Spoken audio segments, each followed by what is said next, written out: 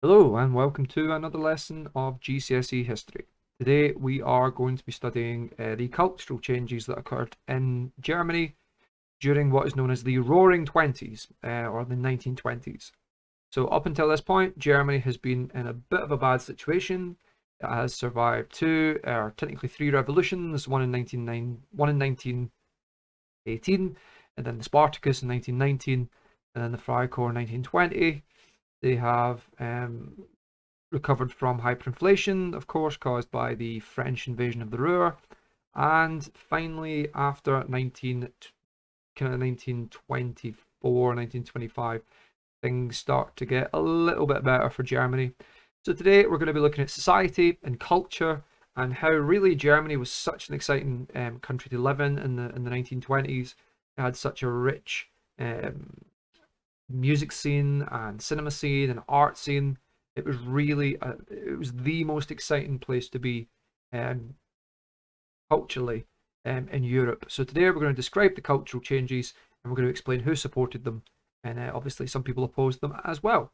So you want to write down your title, underline it. You have a starter task, which is another cartoon from the Nazi Party. This one shows a man in a kind of doctor's chair.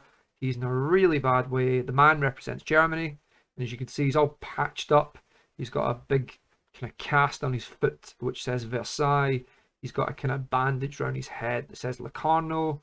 He's got another cast on his right arm that says the Young Plan, and of course, dripping out of him, it says reparations. And the doctor behind him is saying in German, I can give him another injection. In the state he's in, he won't notice anything at all. This is a Nazi cartoon, so can you explain what the Nazis are trying to say about Germany in the 1920s? You can either print it out, cut it out, glue it into your book and write next to it, or if you're doing it digitally, you can just copy and paste the picture from the PowerPoint onto a Word document, type your answer next to it as well. It should take you about 2 or 3 minutes to write down. After that, we should be ready to begin. So, if you didn't get it, the answer really is the Nazis are trying to say that Germany was being bled dry by these reparations imposed on them by the Treaty of Versailles, and that all these American treaties like the Dawes Plan, the Young Plan, the Locarno Pact, all of them that the Nazis would have argued were American led, they were all kind of killing the country, that the country was a husk, a shadow of its former self, that it, just like someone who's had some sort of brain trauma, they may be physically alive, but their mind has perhaps died. And that's really what the Nazis are arguing with this this cartoon. The doctor in the background, really interesting, drawn quite anti-Semitically, perhaps referencing a Jewish doctor. But we'll come back to all this when we study the Nazis and their ideology next lesson. So, if you were in Germany in the Roaring Twenties, as it was known, there were lots of areas of life that were going through really radical change. Cinema and art, music, women, the position of women in society was changing, as well as LGBT culture. Berlin really was the gay capital of Europe in the 1920s, and it was such an exciting time to be transgender or homosexual or a drag queen. Berlin really was a fantastic city for music and culture. So what we're going to look at today is how much these things kind of changed, and then we'll be looking at who agreed with it and kind of who disagreed with it. Lots of the kind of changes in Germany with regards to cinema and music, etc. It kind of comes from what was going on politically and economically. So we know that the early 1920s was a really tough time for Germany. Its economy went bust and its currency lost a lot of value. It had high reparations from Versailles. So as a result, like film directors, people making movies, they didn't have a lot of money to work with. It was quite difficult to get funding for projects. So we see film directors in Germany at this time respond to that, and they start to shoot movies on really low budgets, really kind of using kind of cheap material, cheap makeup, and it really does create a brand new and unique style of filmmaking. In Germany, it's become known as German expressionism, and really it's where we start to see like the horror genre, and the kind of surrealist, the kind of strange, kind of weird cinema. That kind of starts to kind of be born really during this time period. They tended to work on really small movie sets because they didn't have a big budget, and they tend to be movies about quite dark subject matter, quite dark storylines such as horror and crime and murder and things like that. Because to be honest, that kind of reflected the kind of mood of Germany at the time in the early 1920s, when the country was just kind of limping from one disaster to another. Of course, we have on the screen Fritz Lang, one of the most famous kind of German filmmakers of his time, and some of the kind of popular movies that were coming out at this time period, really groundbreaking. These are all on YouTube, by the way. You can watch them. I think the copyright is expired now, so that you can watch the full things on YouTube. We've got The Cabinet of Dr. Caligari. That was one of the first ones released in 1920. A weird movie, if you ever watch it, really weird. It stars Werner Krauss as a kind of hypnotist, this kind of weird magician hypnotist guy who uses a sleepwalking woman to commit murder. And as you can see, it's a very strange movie with some really weird kind of scenes and cheap sets. Nosferatu, one of the first horror movies, came out in 1922. It was basically Dracula, but they didn't have the rights to the Dracula book by Bram Stoker, so they made their own called Nosferatu.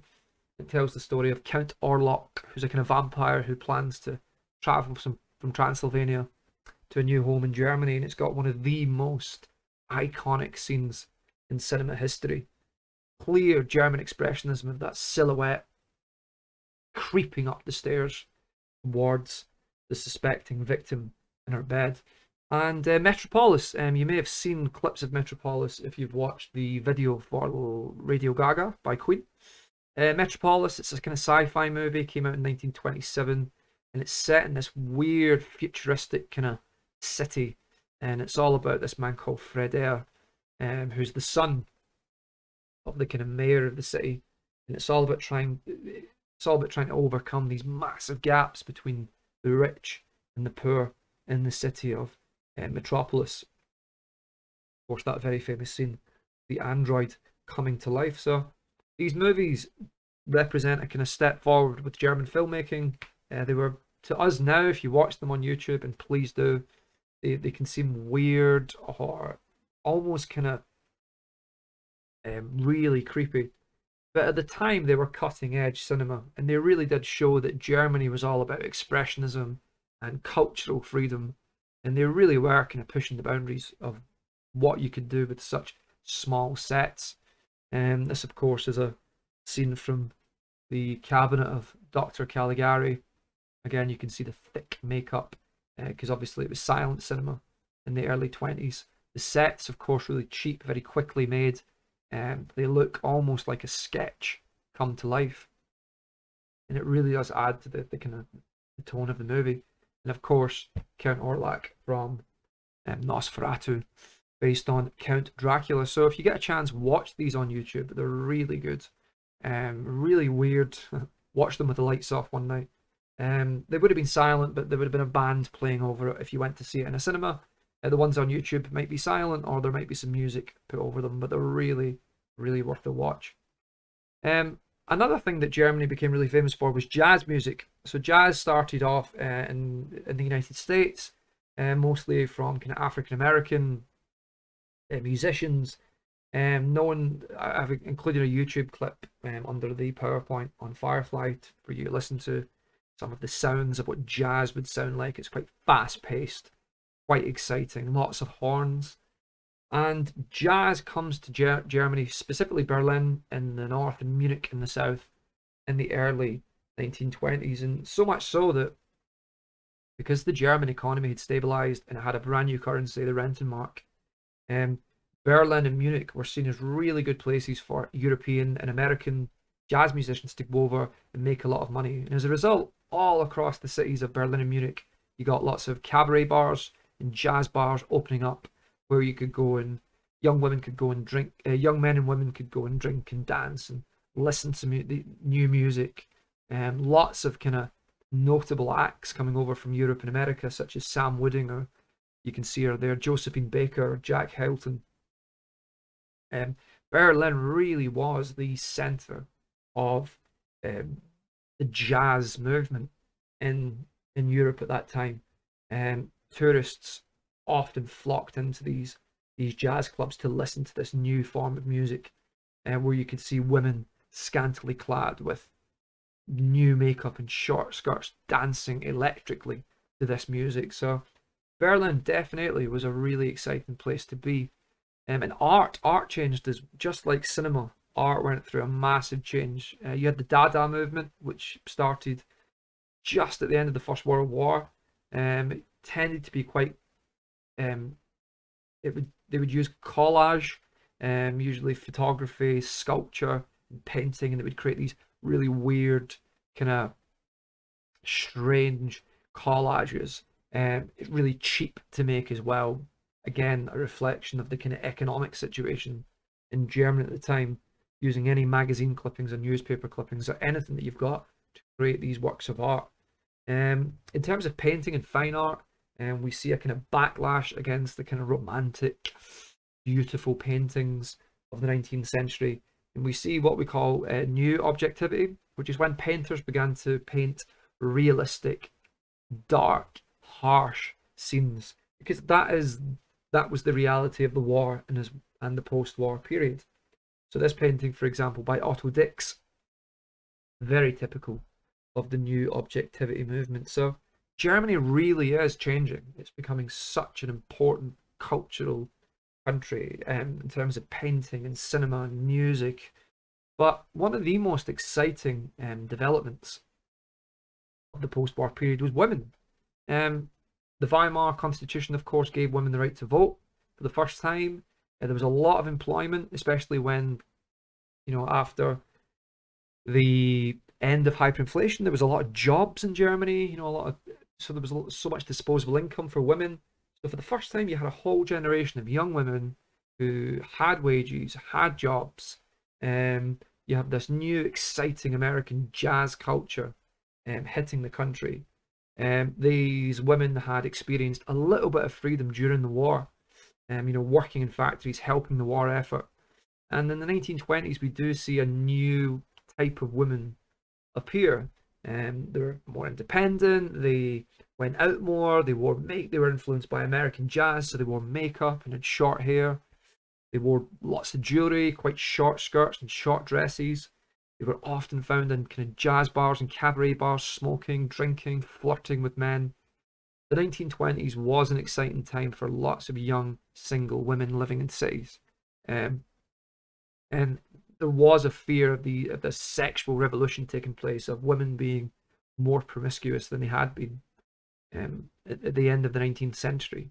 That's not to say that everybody went along with this, but there was a large section of kind of young women in these cities, especially Berlin, that really loved this kind of new jazz culture that enveloped the city. You look at any photograph in the 1920s, in these cabaret bars, you'll see lots of women, young girls, having fun, interacting with people of lots of different sexualities and lots of different backgrounds, and really just throwing off the shackles of the First World War. So definitely an exciting time to be alive. And of course, Berlin became notorious, or not notorious, it became well known for its gay scene, especially the Schöneberg area of Berlin. One little neighborhood in Berlin became effectively the first gay village in the world. It had over 35 gay and lesbian magazines and newspapers that were often read. It had over 100 gay bars and nightclubs in this area. The most famous one was called El Dorado, that often used to put cabaret and musical performances featuring not just drag queens, but also trans women as well. It was such an exciting time to be alive if you were homosexual in Berlin.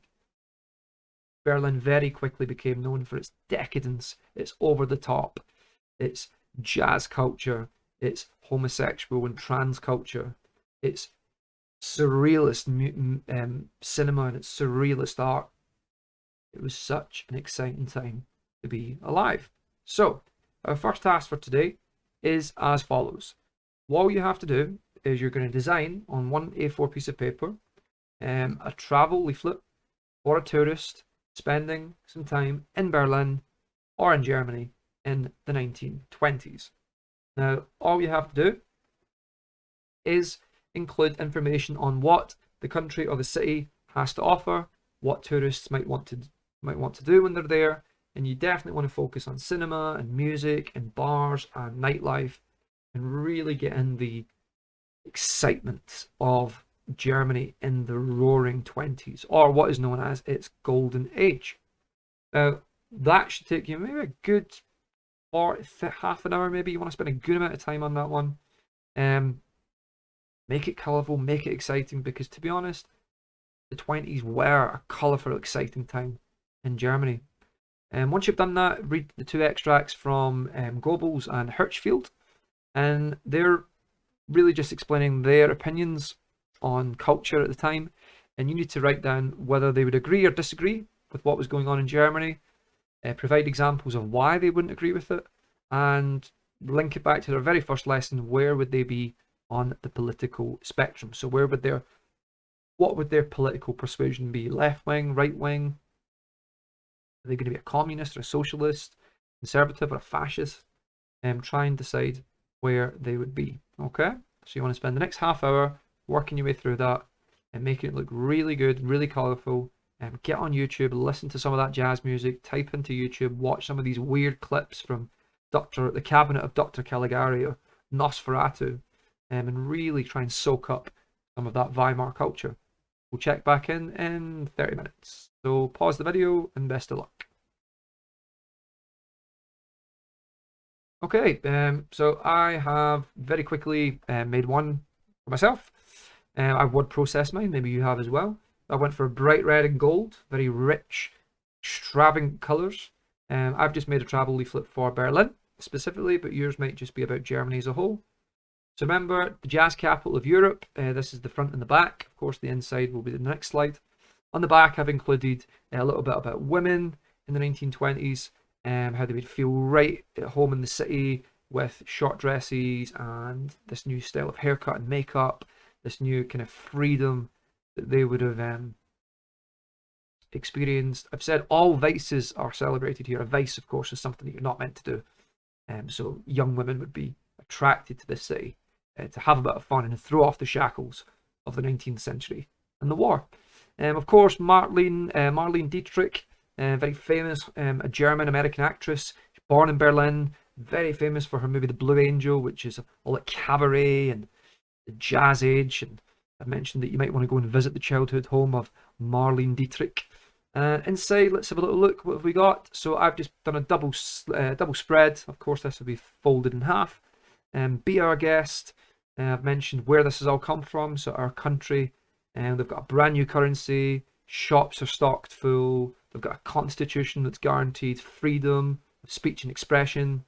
I've mentioned, of course, the LGBT community. There's a photograph of El Dorado, the Jazz Age, with a photograph of Josephine Baker.